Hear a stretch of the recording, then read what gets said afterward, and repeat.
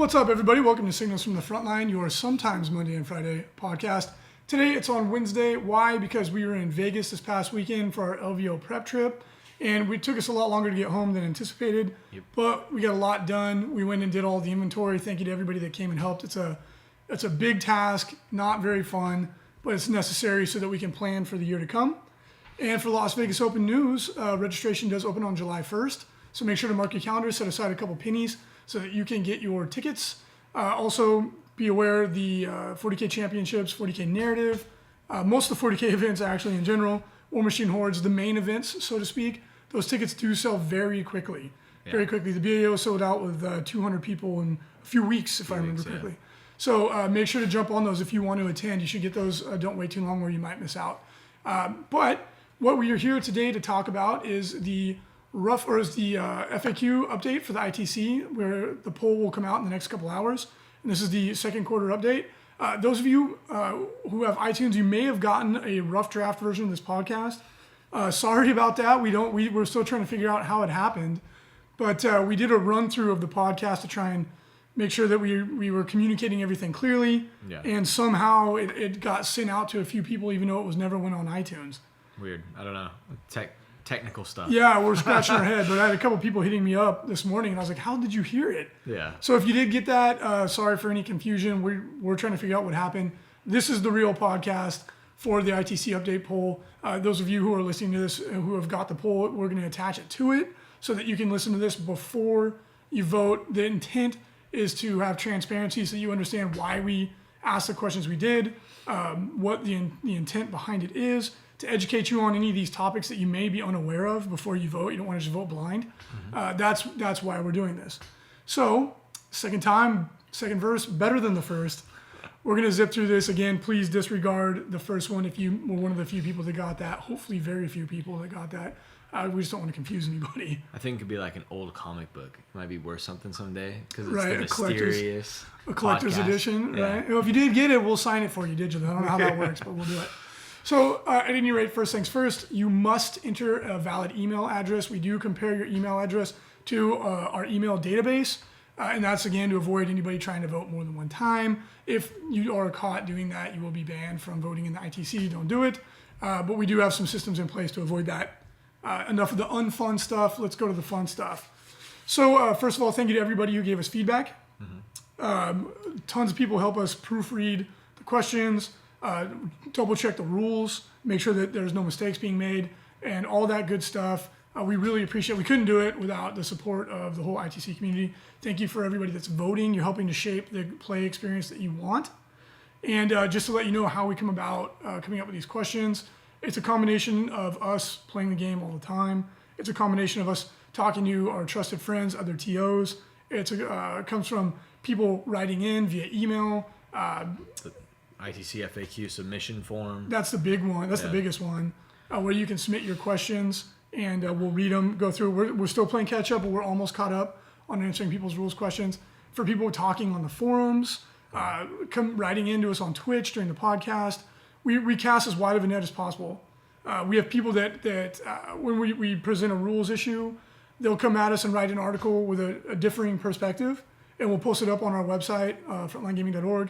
Because we want to give everybody a voice, everybody get the opportunity to present their argument. As long as they do it in a mature fashion, we're more than willing to let anybody speak their mind. Yeah. And we listen to all the different arguments, and that's what shapes the questions that you see. Because sometimes people think we just pull them out of a hat. We don't. That would be actually really cool. It would be funny. We're like, F it. And here we go. And should Grots be able to have a strength 10 blaster? We need to talk about Dreadnoughts being strength 10 with their power fist. And not strength 12, because that's some of the questions that you get. So at any rate, that's how this whole thing comes about. The ITC, it's a combination of input from all across the spectrum. Facebook groups, we go in and we talk to people. I had a really good conversation with some of the Eldar Corsair guys in the Eldar Facebook group and all over the place. So everybody, thank you. We don't just pull these out of a hat. There is method to the madness. Yep. So we're going to go through the questions on the poll. We're going to try and zip through them, give you as much information as possible, but not make this drag out for too long. First question on the poll. This is an actual rules change. We do this from time to time in the ITC. and it's usually in response to something that we think is either too powerful or too weak, and it's making the game less enjoyable. Yeah. So read these questions, and we'll try and be as neutral as we can when we present this information to avoid influencing your vote. You just analyze it, think about it, and then cast your vote with what you think would be the most fun for you. So, should we allow vehicles with the walker type to choose to change immobilized results on the damage table to weapon destroyed results? Yes, I think that would be good for the game. No, I think it would be bad. Why did we even suggest this? Walkers, dreadnoughts are cool. Giant robots are cool. You know, Pacific Rim, bro. Got to drift together. God, I really hope they get their things together and make a number 2. I know, they keep flirting with it. On an aside, Carl Urban apparently said Dread 2 is happening. Nope. Actually, he came out today and said that they haven't even started. It's not even like really in negotiation. Just doing a Netflix series. Anyway, we're going off into the weeds. So why did we even ask this question? A lot of people out there have a lot of dreadnoughts that they like to use, especially melee or assault-oriented dreadnoughts like Mauler Fiends. A lot of Murder Face. There's a lot of dreadnoughts out there that are meant to go into close combat, but with Gravs prevalent in the meta as it is, one result of a 6 immobilizes him and essentially makes him it takes them out of the game. Yeah. And what we've seen is a lot of players have chosen simply not to take them because it's too much of a risk. So the intent of this question, if the community decides to help out those dreadnoughts, is that we'll see more of them on the table and the game will have more variety. Hopefully be more fun. That's why we asked that question. Second question. This is going to be, I think this is going to be the most contentious question. It's going to cause the most discussion. Yeah, I agree. And this one has been a big one. So would you like to see the Death from the Skies supplement used in the ITC at this time? So this is a straight up, at least for now, for the next quarter, the next 3 months, are we going to use Death from the Skies, yes or no? And there's some follow-up questions based on how this one goes. But the reason that we present this is a lot of people simply have not expressed the fact that they don't want to use it at all. A lot of people said they do. And then there's a lot of, there's a lot of other things that need to happen if we do decide to use it, which is what the follow-up questions are for. So these questions only apply if the community votes to say, yes, let's use Death from the Skies. So if Death from the Skies supplement is used in ITC, would you like to use the dogfight phase, yes or no? And then it's important to note that if the vote goes to not use the dogfight phase, which a lot of people have suggested, I like Death from the Skies, I don't like the dogfight phase. So we presented that as an option. It's important to note, if there is no dogfight phase, there is no air superiority rule. And that rule, for those of you who don't know off the top of your head, it's a +1 or -1 to the player who establishes air superiority as reserve rules, or a -1 or possibly -2 to your opponent's reserve rules. You establish air superiority if you win the dogfight phase. Yep. So that was one of the things that caused the most confusion and contention, is because people are like, oh man, I'm a drop pod army. If I get -2 to all my reserve rolls, I could really make my army play significantly differently. And a lot of people have expressed concern that the dogfight phase takes too long, or they don't like it. So think about that. Do you like it? Do you not? Vote with what you think would be the most fun tournament experience for you. Yeah, and remember the poll ends on Sunday, so you guys still have some time to play test it if you have not actually played with it. So definitely get that book, try it out, see if it's something that you want to use. Yeah, that's a great point, Frankie. Thank you for mentioning that. Yeah. Sunday, the 26th at midnight Pacific Standard Time, or it actually will go into the morning. It'll be more like 8 a.m. or 7 a.m. Pacific Standard Time on Monday morning is when we get in the office, we shut down the poll, and then we go and calculate all the results. Play test these, try them out. Yep. You know what I mean? Like, you don't have to vote the instant you get it. Like, you can sit on it for a little bit, talk to your friends, go on the forums, ask, engage in discussion, try it, which is the best thing you can do. Yes. And then vote, because that will be the best way to go about doing that, in our opinion. Next question: if the Death from the Sky supplement is used in the ITC, how would you like to apply those rules to Forge World flyers which do not have a combat role or the pursuit or agility stats, which are required for participation in dogfighting and other aspects of the rule set, such as flyer wings, break turns, all these things? This was the part that would confuse me the most. Is like, how the hell do we use Death from the Skies if most of I would say 50% of the flyers you actually see in tournaments are Forge World flyers? I'd say it's more than that, but yeah, you might be right. Yeah. So the half or more of the flyers in the game we don't know how to use them in the Death from the Sky supplement. So if we decide to use it, we need to figure out what we're going to do with Forge World flyers. The two options that were presented by the community as the most commonly presented were, hey, leave them alone. They basically use the old rules, so they can't engage in a dogfight. They cannot take advantage of flyer wings because they don't have a combat role, meaning they're not designated as attack, bomber, or fighter. Yeah. But they could be used in the flyer detachment, or you could take them in the, is it the air group? Air wing? Air wings. Sorry, thank you. I just drew a blank. You could take them in those, but they wouldn't take advantage of the special rules that apply to attackers, fighters, bombers, etc. Yeah. Because they don't have that designation. You'd basically be using the old rules. And then the other option that was presented as the most palatable to the community was that we would go through and simply assign a pursuit and agility stat and a combat role to all the Forge Rule flyers.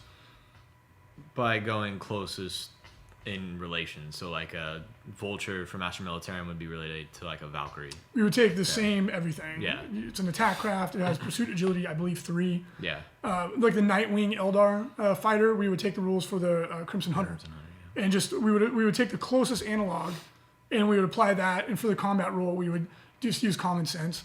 If it's a bomber, we give it bombs. If it's a fighter, you give it says fighter in the name. It's hopefully. a tank. I mean, no. Sorry.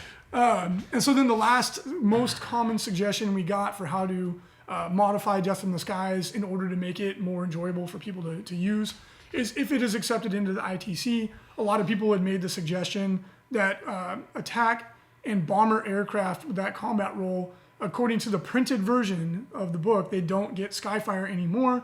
A lot of people didn't really like that. So a compromise that was suggested by a big group of a large percentage of the community was to say that attack and bomber combat role flyers would retain Skyfire, but they would get -1 to hit when shooting at flyers and flying monstrous creatures, which is a mirror of the way fighters work in the supplement. They get -1 when shooting at ground targets. Yeah. So it would kind of try to use a rule already in place to provide a similar balancing effect on the other fighters or the other flyers without having them lose Skyfire. So again, do you think that sounds good? Yes, no, I don't. I think that they should just lose Skyfire if we use Death from the Skies. So hopefully, that should encompass all the different variations of what people were offering. So again, think about it before you vote. Try it out. Try it out, yeah. See what you think would provide the most enjoyable play experience. Okay, the ITC has suggested altering the phase form psychic power from the Angels of Death supplement as follows. It's warp charge. We initially had suggested warp charge 2, and that it allows the target unit to either ignore cover or line of sight, but not both simultaneously. The power is written as warp charge 1, you ignore cover and line of sight, and it can be cast on a Psyker in his unit or a nearby unit. One of the concerns brought up was you could put it onto a super heavy or gargantuan creature in some cases, and people were concerned about that. So we offered up the change. The Space Marine or community of players that use the power said, hey, making it warp charge 2 we think is going a little too far. Why not keep it warp charge 1? And then say it can either ignore line of sight or cover, but not both. We said that was a reasonable compromise. So that is the final suggestion that we're offering to alter the power. A yes vote would say it would keep it at warp charge 1, but you could either choose to ignore line of sight or cover, but not both. A no vote says I think that we should just use it as written in the book. Next psychic power was the most controversial one from what I could gather. It was the shifting worldscape power lets you move a piece of terrain up to 24 inches. Basically, it was like the flying terrain power is what people were calling it. Yeah. And Which, from a fluff aspect, is really cool. It's funny, and in a casual game, it actually is a lot of fun. Yeah. But in tournament play, some of the implications of this is that if there was a large piece of terrain, you can move it to block an army into their deployment zone, or you could do some crazy stuff with this power. Plus, you have to readjust terrain every tournament. Which a lot of TOs have straight banned the power already because they don't want people messing up the terrain. Yeah. Some tournaments use set terrain. It can cause a lot of weird and unexpected situations. It can move models that are in the terrain. If you're half in, half out, it displaces you. Anyway, read the power to familiarize yourself with it. But this is the only time that we're offering up this option to just simply say we don't want to use it in the ITC format. So this is a ban vote. Do you think we should use it or no? Obvious implications. If the ITC community says yes, let's keep it, we offered up a suggestion for altering the way the power works. Instead of having it just basically fly around the table, the suggested alteration was you had to move it. You couldn't move it over anything. You had to basically move it along the table it couldn't come within 4 inches of another piece of terrain or enemy unit, and it can't go through your own units. Yep. So you could still move a piece of terrain, but it really restricts where you can move. In effect, it would end up being probably a pretty small move. So you could still do it, you could still move it, you could still displace units, etc. But you wouldn't be able to take a piece of terrain from your deployment zone and put it at the edge of your opponent's deployment zone. And then, for example, we had a guy who said he had a knight do that and then charge out, first turn charge with an Imperial Knight. Some of you might think that sounds fun. Some of you might think that sounds not fun. So vote with what you think you would like to see.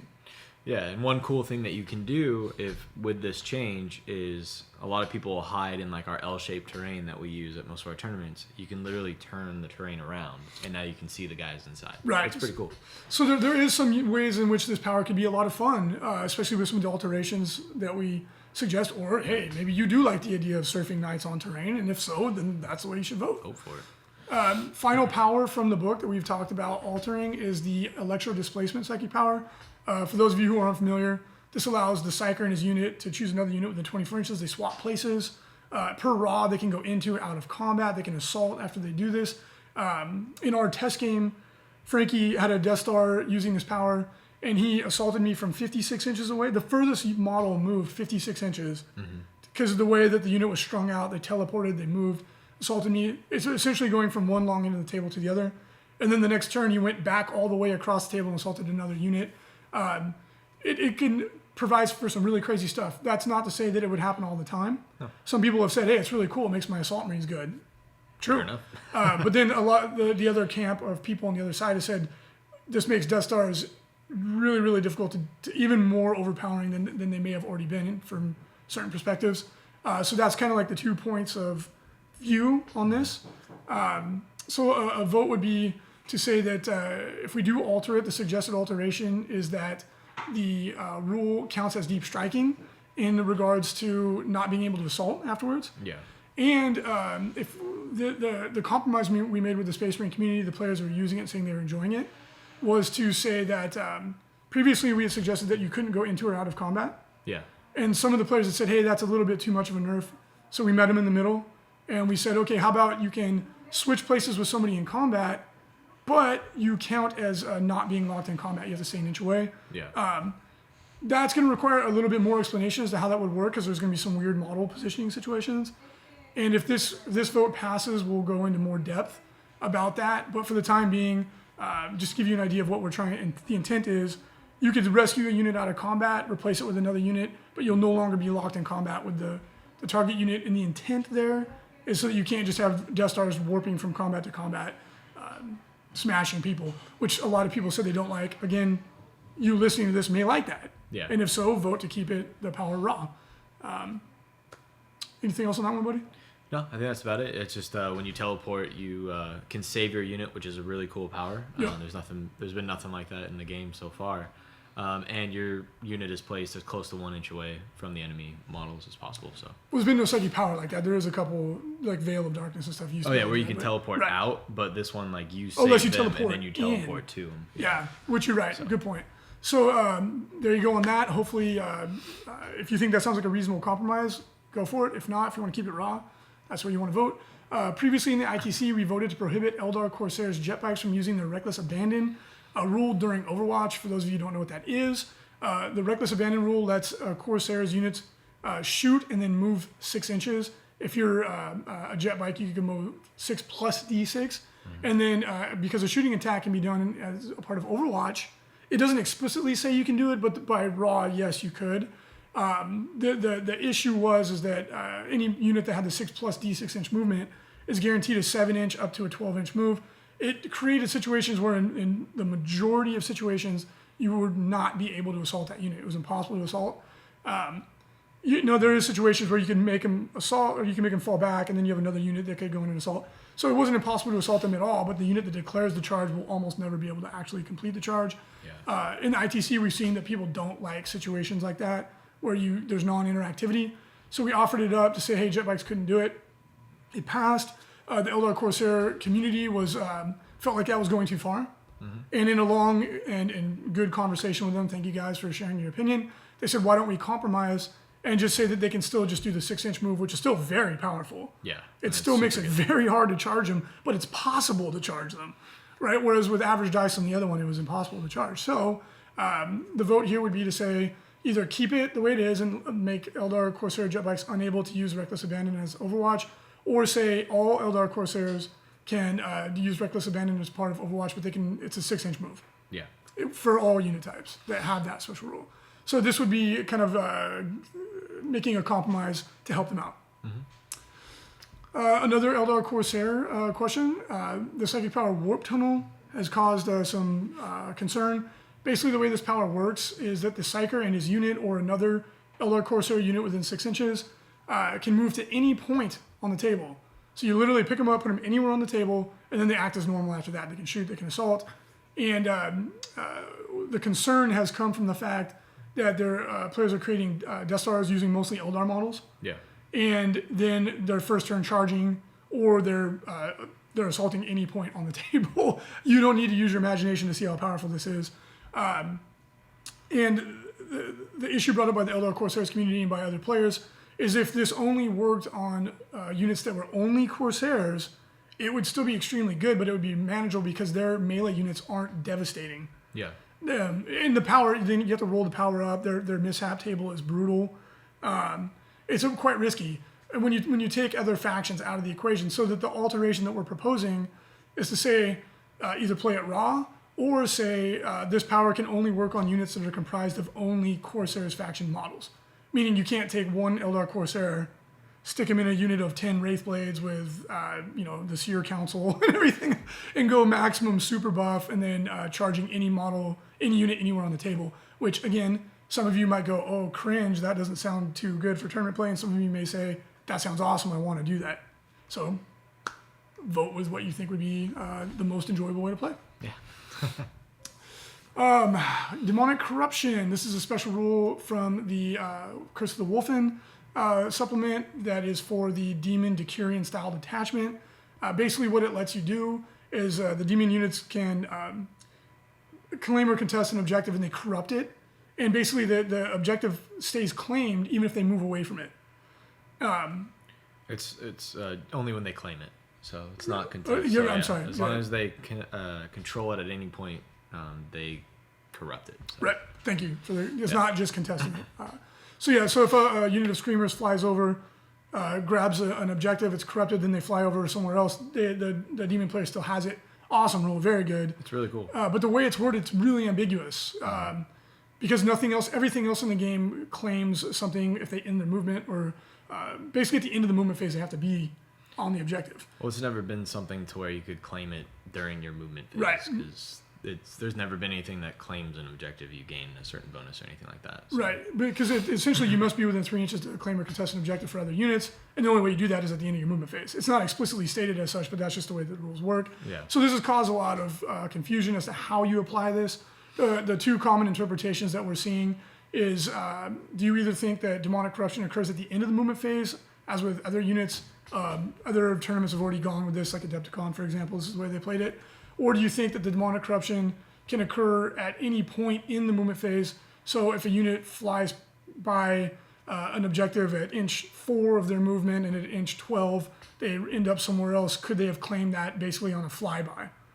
So what do you think? How do you think the rule should be interpreted? Can it be at any point when they move, or is it at the end of the movement phase? Yep. Okay, this next series of questions is in relation to the Games Workshop FAQs, the first draft FAQs that they've been putting out on their Facebook page. They have stated explicitly that these are drafts. They have changed a lot of stuff in it. They're continuing to change stuff. And they said that the final drafts will be available as PDFs on their actual Games Workshop's website. And right now they're still getting feedback. Hey, are these clearly worded? They're just straight up changing some of them, like reversing course on some of them. Yeah. We felt previously that the smart thing to do was wait until they came out as a final draft, because it would avoid any back and forth, any confusion. But a big portion of the community wants to use these now. And a lot of tournaments are using these now, the first draft FAQs. And Frankie and I debated this at length most of the day yesterday, trying to just decide what was the smartest thing to do. And at the end, we decided if the ITC is the people's format, which it is, we have to present the option that would appeal to the most people. And so we felt like the only fair thing to do was to offer this up. Do you want to use the rough draft FAQs currently or not? Would you rather wait till the final drafts come out? If you want to use these as a first draft, please understand that Games Workshop could change rulings at any time. The ones that we have right now might not be what we have next week. They might not be what's on the final draft. That we don't have any control over the changes, and that we will not be able to react as quickly as GW does in most cases. We would have to come up with interim rulings, which sometimes can upset people, or we'd have to wait to implement things and vote in the next quarter. It will create a little bit of chaos. Yeah, and another thing that's important to note is that our rules changes that were voted on in the ITC will stay even with the GW FAQ Right. if it is voted in. So. And that's a really good point, and to illustrate that, to kind of make an example of what we mean. Like, for example, changing a 2+ reroll save to a 2+ 4+. Even if GW in one of these FAQs were to say, oh yeah, if you have a 2-up and it's rerollable, you get a 2-up, 2-up. Yeah. Our rules, because that's a clarification of what the rulebook already says, so we would keep that unless the community said, let's overturn it. Same thing with stomps out of combat. Right. It's The books, same one of the questions on the FAQ says, yes, you can stomp out of combat, but that's what the rulebook says. That was a clarification of something that was already in the book. We, as a community, decided to change that. That change will stay. Another one is blast templates not hitting every level of a ruin. Yep. They clarify, yes, that is what the book says. But again, that's just a clarification. We would retain our change for the ITC unless everyone says, let's not stick with that. So that's I'm glad you brought that up. That's important to note. It's going to take a little bit of time. If this vote passes to use the first draft FAQ, it's going to take a couple days, but we'll update the ITC FAQ to reflect everything. But any rules changes we've already implemented will stand unless the community wants to overturn them. Yep. Okay, so then if you vote no, I don't want to use the first draft FAQ until it's a final draft, please understand that we have no idea when the final draft is coming out. It could be months. It's probably at least months. It could be years. Yeah. It could be So super long. So yeah, it's either I accept it now with the chaos that comes with that, or no, I want to wait till the final draft whenever that occurs. yeah. So all of these questions are contingent upon the first question. These are all issues that were brought up about the first draft Games Workshop FAQ, which, by the way, Frankie and I are of the opinion that they did a great job on the vast majority of it. Yes.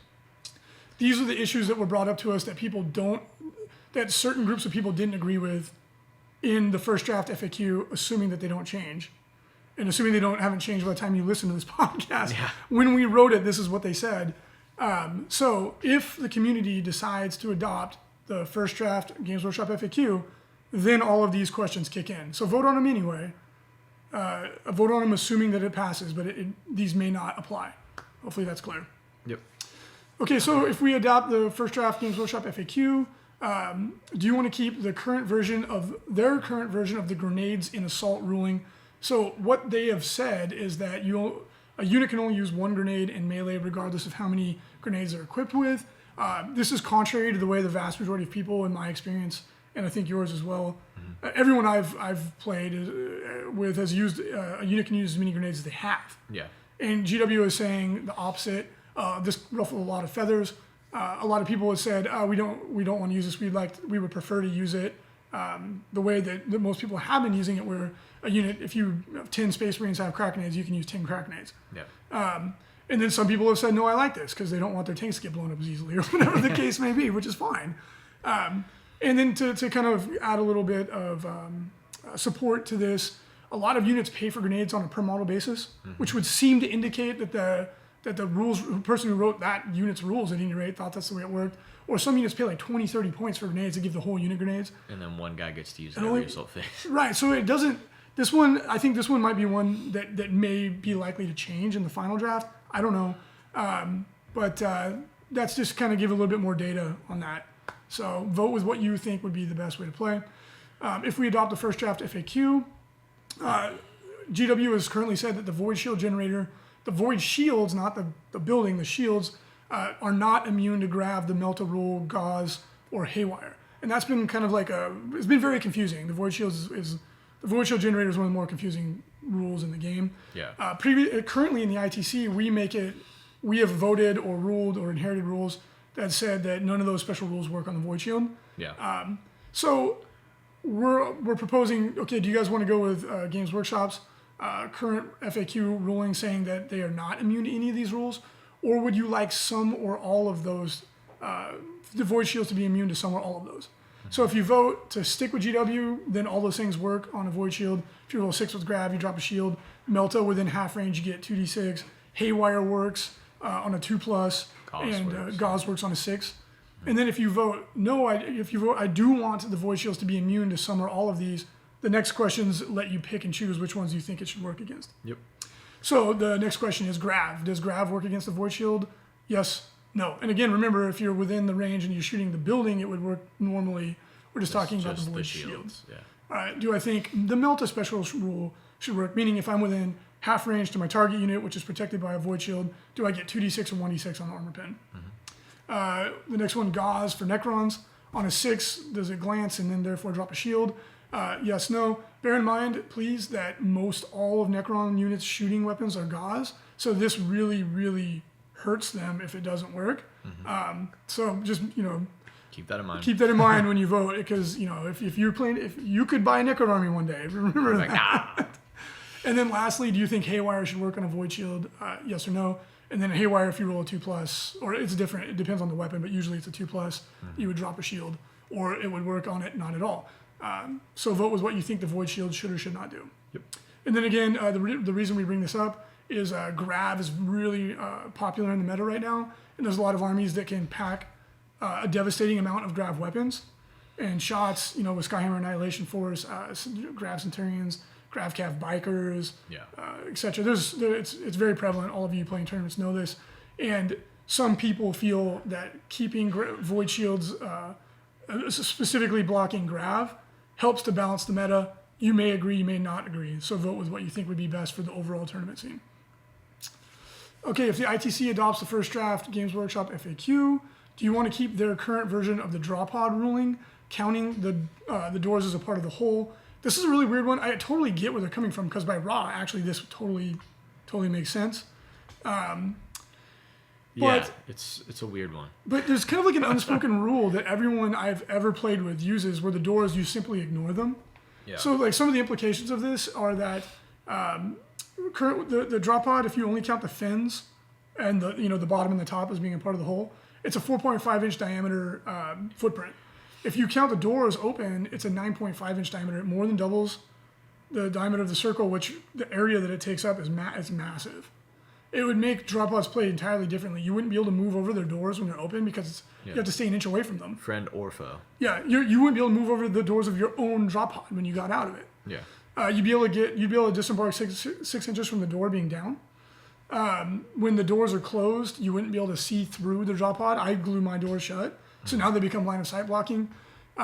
It would be really a significant change. Yes, it would be really weird, and it'd be weird for people that play with drop pods too, because some of those lists have like 13 drop pods. It'd be and difficult now it to takes put them up on so much space. Yeah. It would be really hard to even put them on the table, and then as they drop, guys in the back wouldn't even be able to move forward, because they wouldn't be able to go past their own drop pods. Yeah.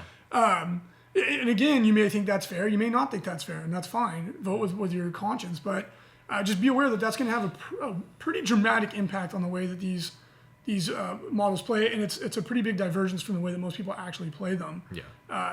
I've literally never seen them played this way. Not that matters. It's just it's quite a significant change.